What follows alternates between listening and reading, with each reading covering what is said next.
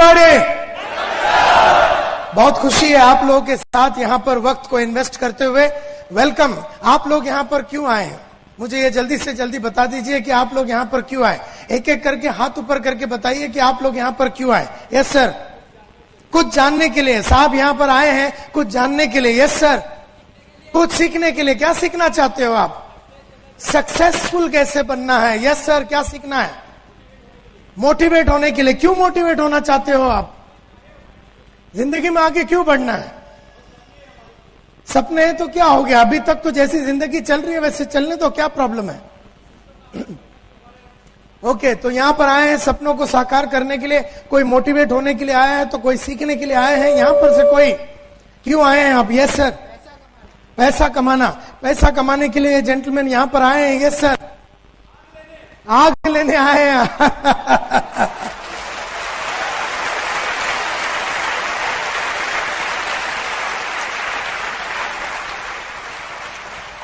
आग लेने आए हैं साहब यहाँ पर। मुझे खुशी है कि आप लोग यहाँ पर बहुत लंबे बंबई से और सूरत से, बड़ौदा से, सब जगह से, अहमदाबाद से आप लोग यहाँ पर आए हैं। थोड़ी सी अपने बारे में बात करूंगा और उसके बाद आगे चलूंगा। और क्या सीखना है आपको? और क्या सीखना है? मतलब आप अगर मेरे को एकदम क्लियर करिए तो बोल दिया आपने मेरे को मोटिवेट होना है, और किसी ने कहा कि मुझे कुछ सीखना है, और किसी ने कहा कि आपको सुनने के लिए आए। और क्या सीखना चाहते हो? और क्या जानना चाहते हो? कोई भी ऊपर से किसी ने हाथ नहीं उठाया। चलिए। I want to improve myself. मैं अपने आप को इंप्रूव करना चाहती हूँ। लेडी आउट देयर से यस। पैसे की जो आग लगी है उसको बुझाने के लिए। अच्छा,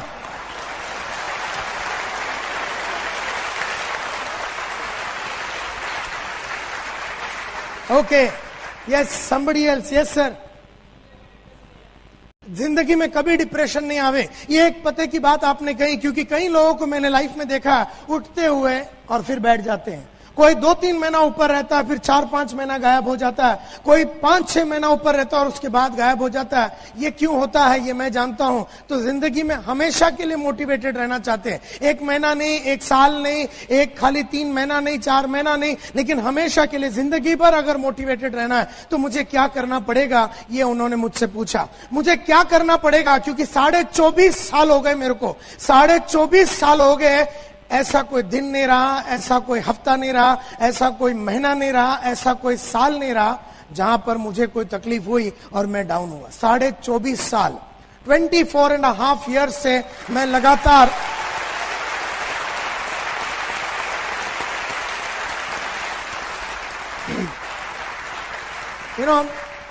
और बताइए क्या सीखना चाहते हैं? और बताइए क्या सीखना चाहते हैं? चलिए जल्दी जल्दी।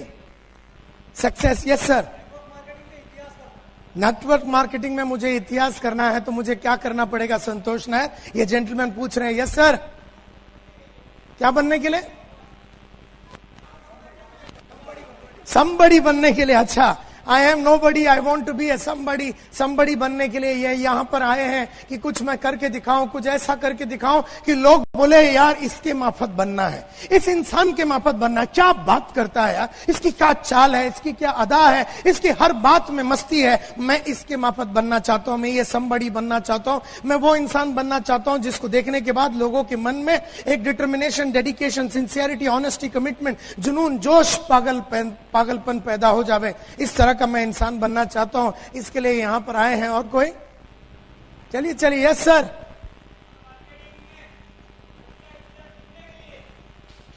क्या बनने के लिए? कॉन्फिडेंट। ओके, नेटवर्क मार्केटिंग में वंश का इतिहास लिखने के लिए साहब यहां पर आए। कोई यहां से नीचे से? Yes sir. हाँ जी। नायर साहब बनने के लिए।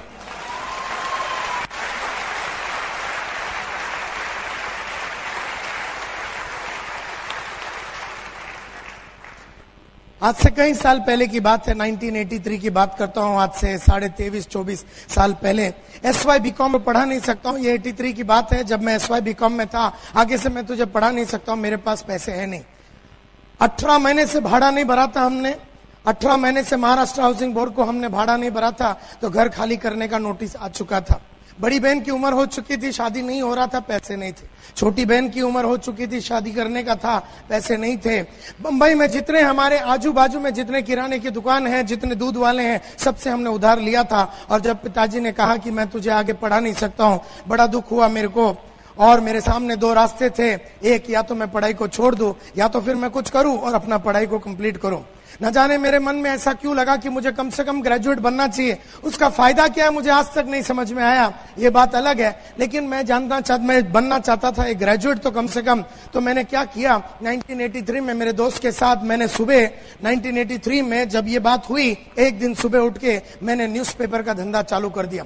घर घर में जाके मैं न्यूज़पेपर डालता था। लोखंड वाला कॉम्प्लेक्स बोल के बंबई में एक जगह है, वहां पर मैं घर घर में जाके न्यूज़पेपर डालता था। और न्यूज़पेपर डालने के बाद शाम सुबह 7:30-8 बजे के करीब मैं कॉलेज में जाता था पढ़ाई करने के लिए। दोपहर के टाइम पे मैं अकाउंटेंट का नौकरी करता था चीरा बाजार बोल के जगह में बंबई में, और रात के टाइम पे मैं ट्यूशन लेता था। इस तरह से 600-700 रुपए कमा के जब मैं मेरे फादर के हाथ में, पिताजी के हाथ में देते थे, तो उनको ऐसा लगता था कि 6-7 करोड़ रुपए के बराबर है। और ये पैसा जब उनके आंखों में वो चमक देखता था, मुझे ऐसा लगता था इस दरिद्रता से, इस छोटी जिंदगी से, इस बहुत ही तकलीफ वाली जिंदगी से मुझे निकलना है। लेकिन मुझे नहीं मालूम था करना क्या है। जो भी मुझे आता था वो मैं कर रहा था। जिंदगी ऐसी बीत रही थी, जिंदगी को बिता रहा था, जी नहीं रहा था, जिंदगी को बिता रहा था इस तरह से। तो एक दिन रात चलते चलते 1985 में मिल गया मेरे को स्वामीनाथन अय्यर, जो मेरे साथ स्कूल में पढ़ता था। अय्यर ने मुझसे पूछा, संतोष तू करता क्या है? और अय्यर तब जॉन वाइट इंडिया लिमिटेड बोल के फार्मास्यूटिकल कंपनी जो दवाई बनाती है, उस कंपनी में मेडिकल रिप्रेजेंटेटिव था। अय्यर ने मुझसे पूछा, संतोष तू करता क्या है? मैंने पूरी कहानी बता दी। मैंने कहा कि रोज सुबह न्यूज़पेपर डालता हूं, दोपहर को उसके बाद कॉलेज जाता हूं, उसके बाद अकाउंटेंट की नौकरी करता हूं और रात को मैं ट्यूशन लेता हूं। तो अय्यर ने मेरे को ऊपर से नीचे तक देखा और बोला, यार संतोष तुझे याद है कुलकर्णी तुझे मालूम है? अपने गली का कुलकर्णी पिछले 32 साल से न्यूज़पेपर डाल रहा है। जिस पेड़ के नीचे से उसने अपने धंधे को चालू किया था, उसी पेड़ के नीचे आज भी वो बैठा है।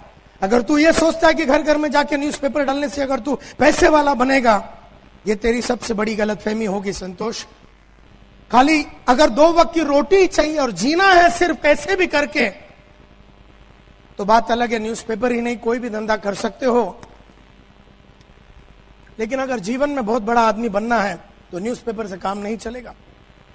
और तू बोलता है अकाउंटेंट का नौकरी कर रहा है, आज तुझे 400 रुपया दे रहा है वो सिंधी फाइनेंसर जिसके उधर तू काम कर रहा है, अगले साल 500 हो जाएगा, अगले साल 600 हो जाएगा, अगले साल 700।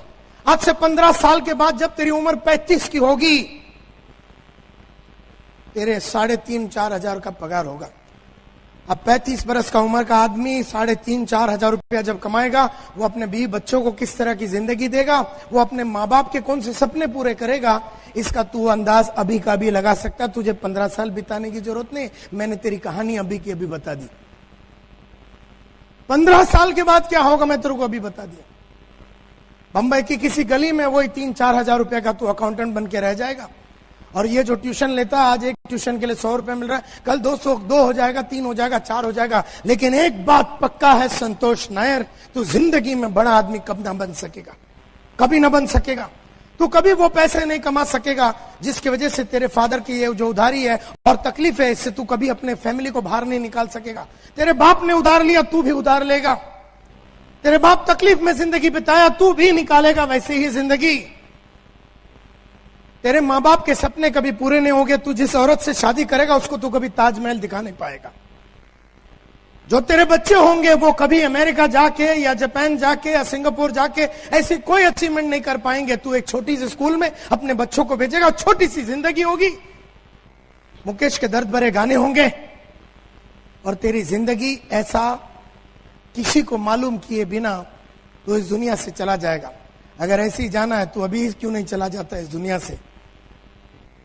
20, 25, 40 साल जीने के बाद क्यों जा रहा है? अभी आत्महत्या कर ले। जब अय्यर ने इस तरह से मुझसे पूछा तो मुझे ऐसा लगा यार आग लग गई मेरे अंदर। मैं बोला यार ये क्या लाइफ है। और मैंने देखा कि मेरे फादर ने किस तरह से लाइफ जिया और उनके जो जितने कलीग्स थे, फ्रेंड्स थे, उनके भाई लोग थे, जिस तरह से उन्होंने लाइफ जिया, तो मेरे को पूरा 30-40 साल का मेरा कहानी सामने नंगा नजर आ गया। और तब मैंने डिसाइड किया, यस कुछ करना तो पड़ेगा। और वो टाइम पे मैंने स्वामीनाथन अय्यर से पूछा कि अय्यर करना क्या पड़ेगा मुझे, अय्यर मुझे करना क्या पड़ेगा। अय्यर से मैंने जब पूछा कि मुझे करना क्या पड़ेगा, अय्यर ने मुझसे कहा कि जिंदगी बनानी है, नाम कमानी है, शौहरत कमानी है, इज्जत कमानी है, पैसे कमाने हैं, अपने एक एक सपने को पूरा अगर करना है तो एक ही प्रोफेशन है, एक ही धंधा है, एक ही प्रोफेशन है। उस प्रोफेशन में अगर तू चला गया तो तू नाम, इज्जत, शौहरत सब कुछ कमा सकेगा। और वो है profession, the profession of sales. Sales के प्रोफेशन में चला जा, बेचने के प्रोफेशन में चला जा। और अगर तू उस प्रोफेशन में अगर ईमानदारी के साथ वो सब किया जो करना चाहिए, तो तू जीवन में जो जो करना चाहता है, जितने भी तेरे सपने हैं, सब कुछ साकार हो जाएंगे। लेकिन मैंने आज से अय्यर से पूछा, लेकिन यार मुझे तो सेल्स के बारे में कुछ भी नहीं मालूम, मेरे को तो खाली debit what comes in, credit what goes out, debit expense and losses, credit incomes and profit, जो हमने अकाउंटेंसी में सीखा था, जो बीकॉम में सीखा था, वो आता है, लेकिन मुझे तो सेल्स के बारे में कुछ नहीं मालूम। उसने मुझसे कहा, अमिताभ ने एक्टिंग के पहले एक्टिंग कभी की नहीं थी, आशा भोसले ने गाने के पहले कभी गाया नहीं था, जाकिर हुसैन ने तबला बजाने के पहले कभी बजाया नहीं था, और तू भी सेल्समैन बनने के पहले सेल्स में था नहीं।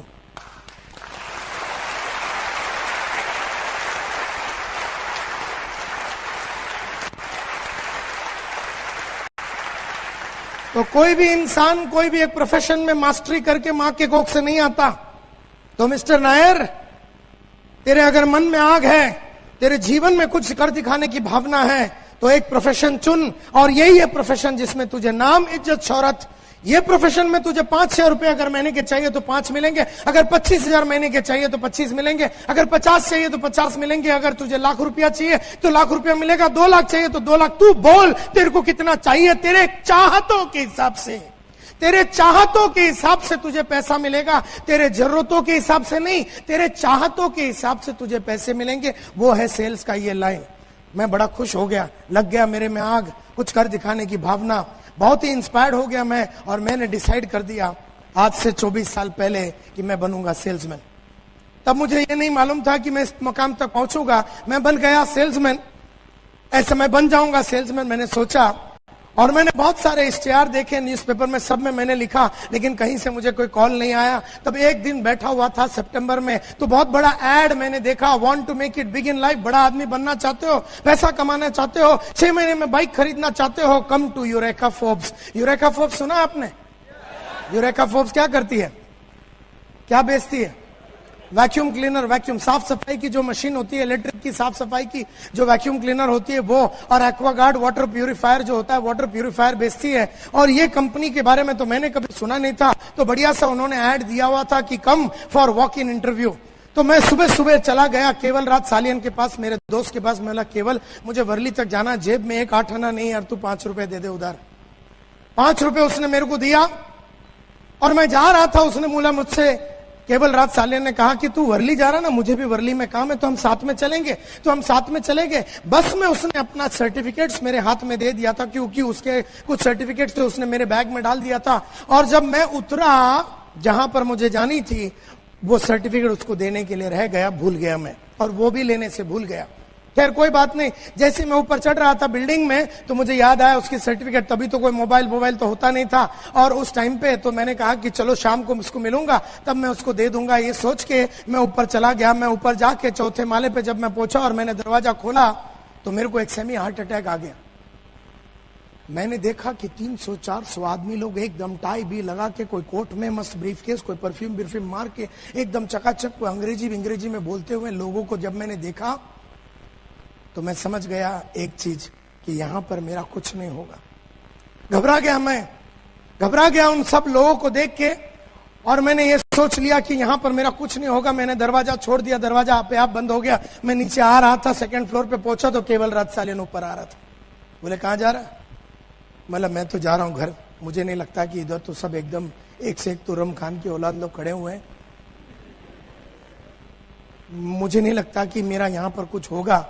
उसने कहा एक काम कर, आज सुबह का एक 5 रुपया जो तूने लिया था वो मिला के, सब मिला के 135 होता है।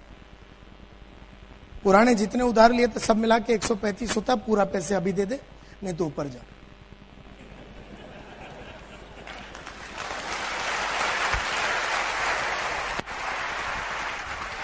पैसे की मजबूरी, पैसे नहीं थे, पैसे की मजबूरी की वजह से मुझे यूरेका फोर्ब्स में जाना पड़ा और वहां पर जाके 9:30 बजे मैंने बैठ गया। 3:30 बजे 6 घंटे रुकने के बाद मेरा इंटरव्यू का नंबर आया।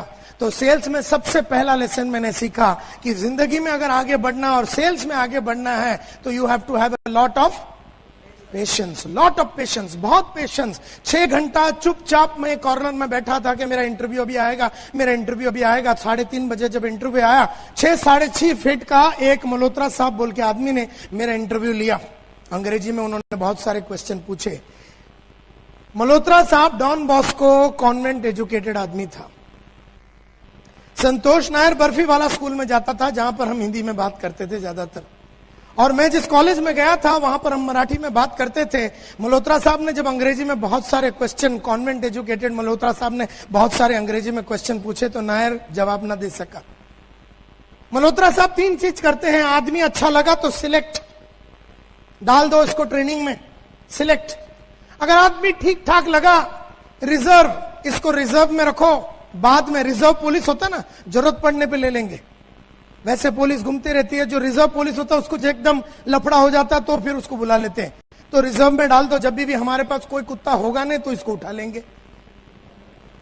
और तीसरा मल्होत्रा साहब करते थे, आदमी उनको ठीक ही नहीं लगा तो उसको रिजेक्ट, और मेरे को तीसरा कैटेगरी में डाल दिया, मुझे रिजेक्ट कर दिया। Because I did not look like a salesman.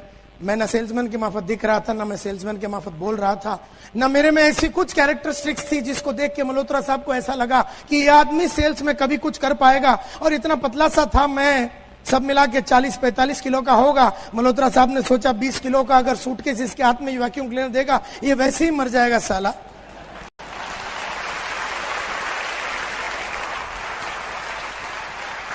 Malhotra साहब ने रिजेक्ट कर दिया तो उन्होंने कुछ बताया नहीं। उन्होंने ये बताया 15 दिन में बताएंगे। ये तो मुझे आज मालूम पड़ता है 15 दिन में बताने का मतलब है कि रिजेक्ट हो गया। तो मैंने बोला यस सर, 15 डेज में आप बताइए, कोई प्रॉब्लम है नहीं। मैं घर गया, बड़ी खुशी से अपने माँ को पूरे डिटेल में समझा दिया कि मैं आज इंटरव्यू देने गया था। मैंने पूछा कौन सी कंपनी में, यूरेका फोर्ब्स। बोले वो कौन सी कंपनी? मैंने भी पहले सुना नहीं था। बोले तुझे करना क्या? बोला मेरे बोला कि घर घर में जाना पड़ेगा। घर घर में जाना पड़ेगा, एक घर में जाना पड़ेगा। और घर घर में जाके क्या करने का? मतलब घर घर में जाके वैक्यूम क्लीनर बेचना पड़ेगा। 18 किलो का सूटकेस है, वो सूटकेस लेके एक घर में जाना पड़ेगा, उसका डेमोन्स्ट्रेशन। बोले ये वैक्यूम क्लीनर क्या चीज होती है? मतलब वो तो मुझे भी नहीं मालूम। उन्होंने बताया कि कुछ साफ सफाई की मशीन है, ये घर घर में जाना है और जाके बेचना है। तू घर घर जाएगा?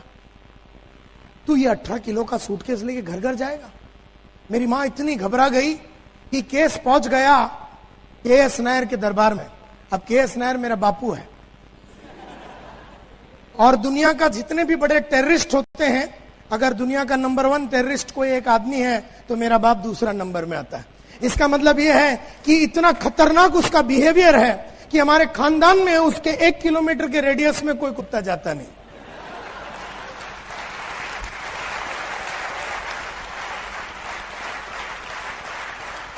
मेरे बापू को 3 बच्चे कैसे पैदा हो गए मेरे को आज भी डाउट है।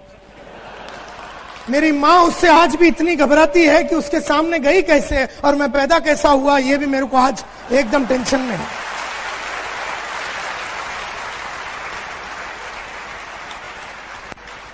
इतना खतरनाक आदमी जो मतलब खड़ा नहीं करता किसी को। आजकल 73 का है टोटल बेड।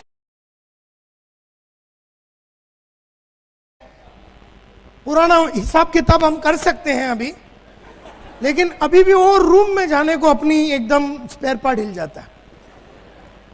आज भी बेड पे है लेकिन वहां नहीं जा सकते। एकदम हवा है, हवा, एकदम डरावना आदमी है।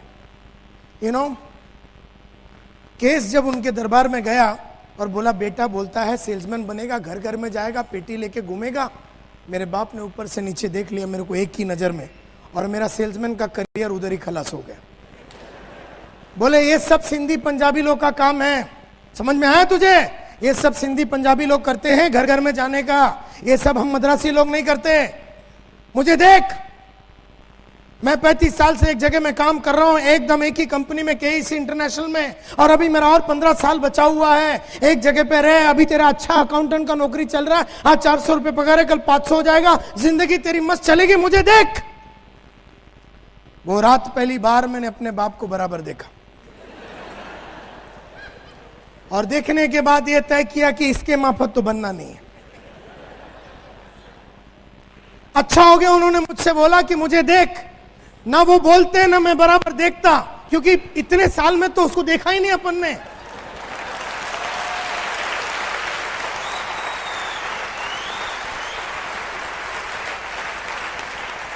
वो रात देखने के बाद तय हो गई बात कि इसके माफत तो बनना नहीं है। इसने तो कुछ भी नहीं किया ऐसा जिसको देख के हम उसके माफत बने। तो ये बात तय हो गई कि फादर के माफत बनना नहीं है। मोहब्बत तो आज भी अपने बाप से करते हैं उतने ही जितना पहले भी करते थे, आगे भी करेंगे, वो बात अलग है, लेकिन इसके माफत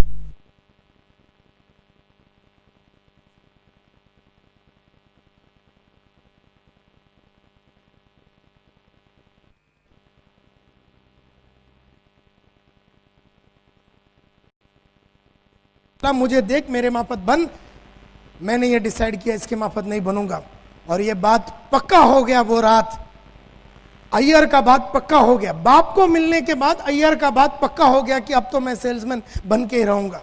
लेकिन उनको बताया नहीं क्योंकि घबराता था मैं उनसे, और मैंने कुछ बताया नहीं। और यहां से भी कोई कॉल नहीं आया, महीना भर बीत गया, कोई कॉल ही नहीं आया यूरेका फोर्ब्स से। तो एक मतलब कहानी ऐसी जाती है कि आधा बंबई मल्होत्रा साहब संभालते थे। यूरेका फोर्ब्स आधा बंबई मल्होत्रा साहब संभालते थे और आधा बंबई जो था अनिल कुमार गुप्ता बोल के दूसरे ब्रांच मैनेजर के पास थे। उस जमाने में अनिल कुमार गुप्ता साहब जो दूसरे ब्रांच मैनेजर, उनको आदमी की जरूरत पड़ी। उन्होंने बहुत ऐड वगैरह डाला लेकिन उनको कोई नहीं मिला और एकदम डेस्परेट हो गए, एकदम उदास हो गए। और एक दिन मल्होत्रा साहब के पास जाके बैठ गए जो दूसरे ब्रांच मैनेजर थे। बोले यार मल्होत्रा, तेरे पास कोई सिलेक्टेड कैंडिडेट है तो दे यार, मुझे 15 जन का एक नया टीम खड़ा करना है। मल्होत्रा साहब ने बोला यार ये टाइम मैंने ऐड डाला था, इतना मैंने ऐड डाला, लेकिन मुझे कोई आदमी नहीं मिला, जो मिले मैंने सबको ले लिया। बोला अच्छा ठीक है यार, तेरे पास कोई रिजर्व कैंडिडेट तो होगा, रिजर्व कैंडिडेट अगर तू दे देगा तो मैं एक टीम खड़ा कर दूंगा, तो मेरे को यार तेरा रिजर्व क्या। बोले यार ये टाइम मैंने जो रिजर्व कैंडिडेट है उसको सिलेक्ट समझते हुए मैंने सबको सिलेक्ट करके ले लिया, तो मेरे पास रिजर्व कैंडिडेट भी नहीं है। बोले यार मल्होत्रा, तेरे पास कोई रिजेक्ट माल तो होएगा। बोले बहुत सारे हैं और उसमें मेरा नंबर भी था। मल्होत्रा साहब ने गुप्ता साहब को सभी रिजेक्टेड कैंडिडेट, आड़े टेढ़े जितने भी नॉनसेंस वाले आदमी थे, जितने बेकार जो लोग थे, उनका पूरा लिस्ट उठा के गुप्ता साहब को दे दिया। गुप्ता साहब ने उसमें से छाटम छाटी करके न जाने क्या टेक्निक यूज करके एक टेलीग्राम भेज दिया। 2 अक्टूबर गांधी जयंती 1985 दोपहर के 2 बजे मेरे हाथ में एक टेलीग्राम आया, report for final interview 9:30 in the morning 3 अक्टूबर 1985। तकदीर ने वहां साथ दिया, तकदीर ने वहां साथ दिया कि टेलीग्राम के.एस. नायर के हाथ न लगा। इसको बोलते हैं ऊपर वाले की देन, कि तकदीर ने वहां साथ दिया कि टेलीग्राम के.एस. नायर के हाथ में नहीं लगा। लगा होता तो आज चीरा बाजार के गलियों में मैं आज भी 4,000 रुपए का अकाउंटेंट का नौकरी करता बैठा। तो मैंने जैसे ही देखा टेलीग्राम अंदर डाल दिया और मैंने मन में सोच लिया यार रिपोर्ट फॉर फाइनल इंटरव्यू। अगले दिन 3 अक्टूबर 1985 को गुप्ता साहब के सामने जाके मैं बैठ गया। उन्होंने कहा क्या चाहिए तुझे। मैंने बोला सर मेरे को पैसे कमाने। बोलते ये लाइन में इज्जत मिलेगा, शोहरत मिलेगा, नाम मिलेगा। मैं बोला वो आप अपने पास रख लो, इज्जत नाम शोहरत मेरे को चाहिए ही नहीं, फिलहाल अभी रोकड़ा चाहिए। रोकड़ा ही नहीं लेती, इज्जत लेके मैं क्या करूंगा, शोहरत लेके मैं क्या करूं, मुझे रोकड़ा चाहिए सर। मेरे को ये बताओ कि पैसे कैसे कमाया जा सकता है, tell me how to make money, पैसे कैसे कमाया जा सकता है, बाद में इज्जत शोहरत सब देख लेंगे। आदमी का हाल ही इतना फटा हुआ था, पहनने के लिए कपड़ा नहीं, वो बोलता है कि मैं तुझे इज्जत दूंगा।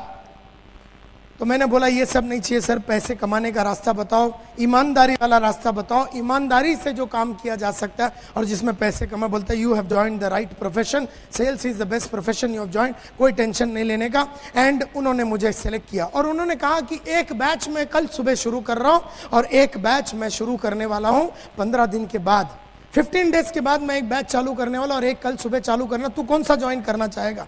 मैं बोला सर 15 दिन के बाद वाला मैं ज्वाइन करना चाहूँगा और बाकी के सब काम सल्टा के मैं आ जाता हूँ आपके पास। तो उन्होंने एक पते की बात कही, उन्होंने कहा कि देख ऐसा है, ये 15 दिन जो तू अभी नहीं आने वाला है और 15 दिन के बाद ज्वाइन करने वाला, तू काम तो वही अकाउंटेंट का ही करने वाला है। मैं बोला यस सर। अब ये अकाउंटेंट के काम में तू कोई नया सीखने वाला है? बोला नहीं, वही तू काम करेगा जो पिछले कई सालों से कर रहा है। Debit what comes in, credit what goes out. तू कुछ नया सीखने वाला नहीं है।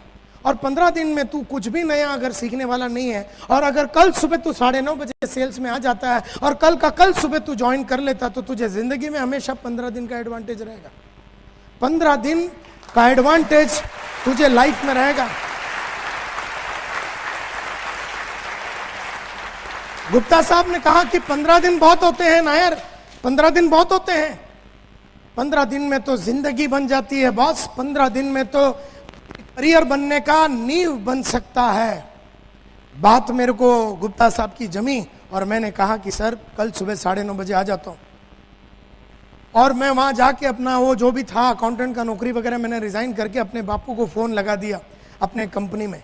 अब तुम खाली अंदाज लगा सकते हो कि हिंदी में जितने भी, हमारे मलयालम लैंग्वेज में जितने भी माँ बहन की गालियां हैं, सब मेरे बाप ने मेरे को ही सुना दिए, सब सुना दिया। मेरे को बोलता तेरे को अक्ल है नहीं, ये नहीं, वो नहीं, तेरा मामा भी वैसे ही था, तेरा मामा को मैंने बोला था आर्मी नहीं छोड़ना, उसने भी कीड़े हैं उसको, तेरे में अतरंगी कीड़े हैं, ये है वो है करके उन्होंने इतना गाली दिया, इतना गाली दिया कि मैं सुनता रहा। और एक पॉइंट आया जहां मैंने बोला बस। पहली बार साला टेररिस्ट भी चुप हो गया। मैं बोला देखो, वो जो 600 रुपये मैं आपको दे रहा हूं, और अगर मैं आपका बेटा हूं और हर महीने अगर 30 तारीख बोल के एक दिन होगा, हर महीना 30 तारीख बोल के अगर एक दिन होगा, और अगर मैं जिंदा हूं और बंबई शहर के अंदर हूं, तो 600 रुपये जो मैं आजकल आपको देता हूं वो तो आपको मिलेंगे। भले मैं आपके साथ रहूं या भले मैं आपके साथ ना रहूं, लेकिन 600 रुपये आपको मिलेंगे। मुझे मत रोकिए अभी। 20 साल में पहली बार 40 सेकंड मेरे को हिम्मत आई, और उसके बाद 42 साल, हमसे 22 साल वो हिम्मत कभी आई नहीं। यानी 42 इयर्स में सिर्फ वो 30 सेकंड मेरे बाप को नकारने का मेरे में हिम्मत आया। कहने का मतलब ये है, इस प्रोफेशन में आने के लिए, सेल्स में आने के लिए मेरे लिए बहुत तकलीफें मैंने झेली, और मैंने अपने फादर को बोला कि मैं करियर इसी में बनाऊंगा। मेरे फादर को मालूम नहीं क्या झटका आ गया। बोला अच्छा ठीक है, ऐसा तू टेंशन मत ले, ठीक है कोई बात नहीं, क्योंकि मैंने तो कभी यूरेका फोर्ब्स सुना नहीं, और कोई चोर कंपनी है, पैसे वैसे अगर नहीं मिले तो तेरा ये नौकरी भी चला जाएगा। मैं बोला जो भी होगा अपना हालत इससे तो खराब हो ही नहीं सकता।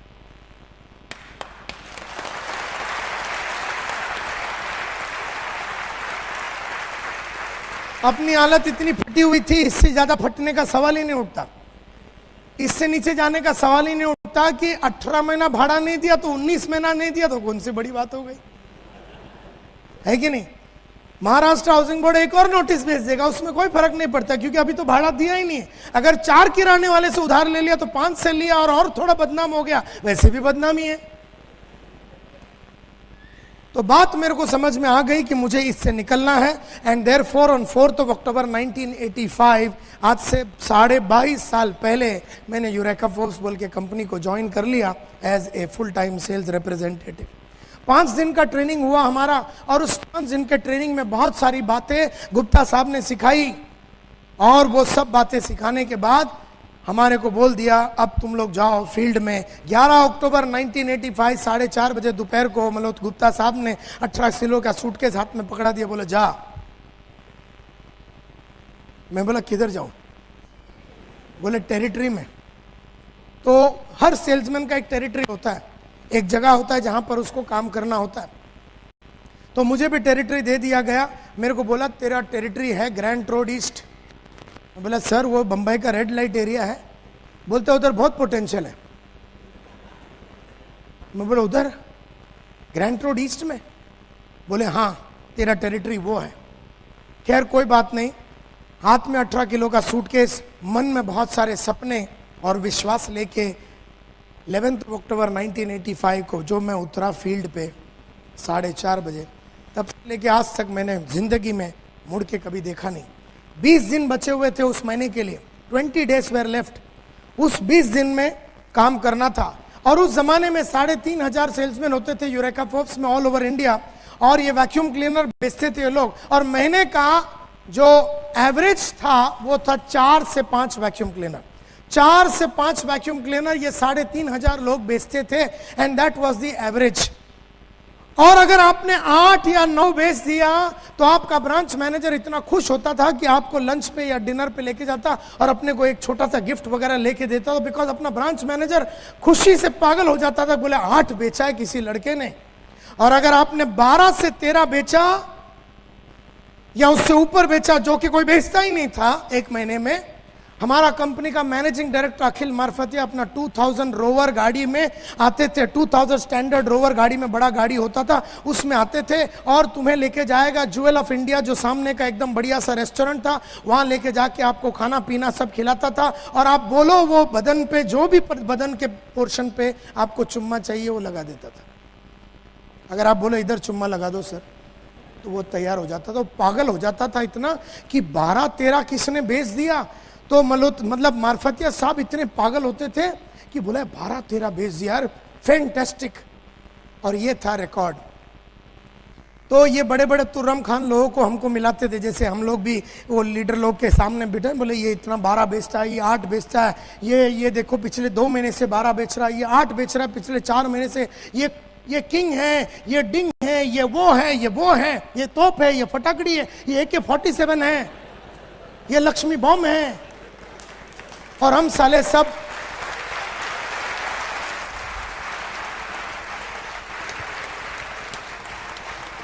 उन लोगों को देखने के बाद एहसास हो गया तो हम तो अपनी बॉम्ब है करके। हमने इन लोगों को देखा यार, बोले यार क्या होगा करियर का। खैर कोई बात नहीं। 11 अक्टूबर 1985, हार्ट में सूटकेस, मन में सपना, दिल में बहुत बड़े सपने और मन में बहुत बड़ा उमंग लेके मैं उतर गया। 20 दिन बचा हुआ था। उन 20 दिनों में मैंने 26 वैक्यूम क्लीनर बेच डाला। 26। और जैसे मैंने 26 वैक्यूम क्लीनर बेचा, मैं बन गया इंडिया का नंबर 1 सेल्समैन। तो सब लोग आए और बोले यार ये तो फ्लूक में हुआ लगता है। मुझे भी लगा फ्लूक में हो, क्योंकि कभी कभी धंधा हो जाता है। अपने को भी कभी कभी है ना, 3-4 आदमी को ज्वाइन कर लेते तो एकदम अपने को भी लगता बहुत कुछ कर दिया। तो फिर हर महीना क्यों नहीं होता, हर हफ्ता क्यों नहीं होता फिर। तो अपने को भी ऐसा लगा ये फ्लूक में हो गया, लेकिन ये फ्लूक में नहीं था, क्योंकि अगला महीना मैंने 32 वैक्यूम क्लीनर बेचा, उसके बाद मैंने 33 बेचा, उसका अगला महीना 36, उसका अगला महीना 37, उसके बाद 39, उसके बाद 41, उसके बाद 43। लेकिन जिंदगी में कभी पिछले महीने से कम मैंने जिंदगी में कभी नहीं बेचा, कभी नहीं।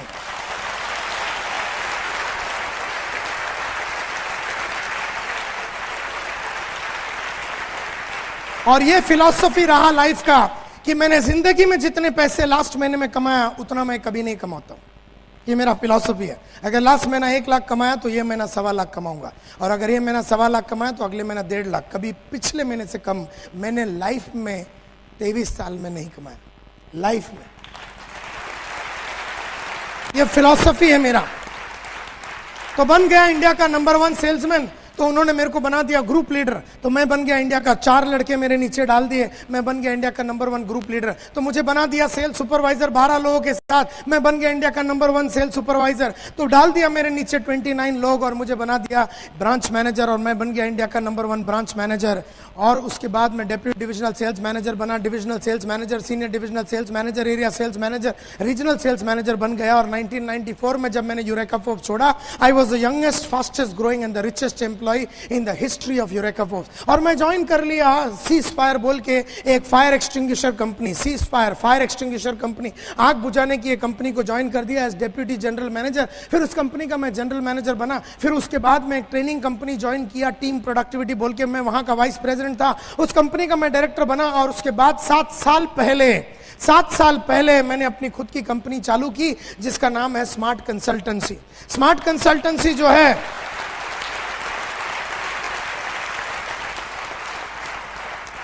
स्मार्ट कंसल्टेंसी जो है पिछले 7 साल से कॉर्पोरेट ट्रेनिंग में है। एशियन पेंट्स को हम लोग ट्रेन करते हैं, ब्लो प्लस को हम लोग ट्रेन करते हैं, और आईसीआईसी को हम लोग ट्रेन करते हैं, और दुनिया की जितने भी बड़ी कंपनियां हैं, Coca Cola, Procter and Gamble, आप बोल लो, जो भी आपके मन में कंपनी का नाम आवे, जो भी कंपनी का नाम आवे, उस कंपनी का या तो एमडी को या सीईओ को या वाइस प्रेसिडेंट को या रीजनल मैनेजर को या ब्रांच मैनेजर को या उन कंपनी का फ्रंट लाइन के लोगों को मैंने कहीं ना कहीं, कभी ना कभी, कहां ना कहां मैंने बात किया होगा और ट्रेन किया होगा।